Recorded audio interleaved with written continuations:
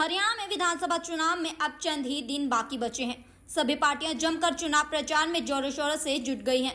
तो वहीं इस बीच मुख्यमंत्री नायब सिंह सैनी भी ट्वीट के जरिए लगातार विपक्ष को घेरते नजर आ रहे हैं। सीएम नायब सिंह सैनी ने एक बार फिर कांग्रेस पर ट्वीट कर निशाना साधा है।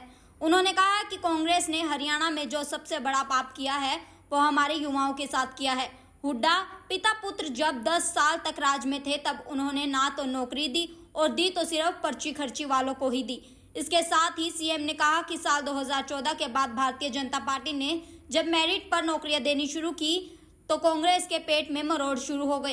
कांग्रेस ने अघोषित तौर पर पार्टी के अंदर एक भर्ती रोको प्रकोष्ठ बनाया जो आगे चलकर भर्ती रोको गैंग के तौर पर कुख्यात हुआ। इस भर्ती रोको गैंग ने कानूनी दाव पेच अपनाकर युवाओं की नौकरियों को अटकाने और भटकाने का काम किया। इस भर्ती रोको गैंग का सिर्फ एक ही लक्ष्य था कि किसी भी तरह हरियाणा में योग्यता के आधार पर भर्ती ना हो पाए। इस गैंग के कारनामों की वजह से पता नहीं कितने युवाओं के सपने धरे के धरे रह गए। सरकारी नौकरी करने की कितनी उम्र निकल गई, फिर भी कांग्रेस पार्टी ने एक कुठित और पराजित राजनीतिक दल की तरह इन युवाओं के भविष्य से खिलवाड़ किया।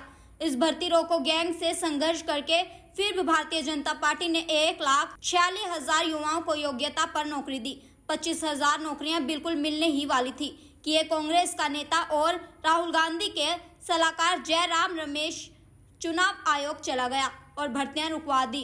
कांग्रेस का चाल चरित्र और चेहरा तीनों साफ है।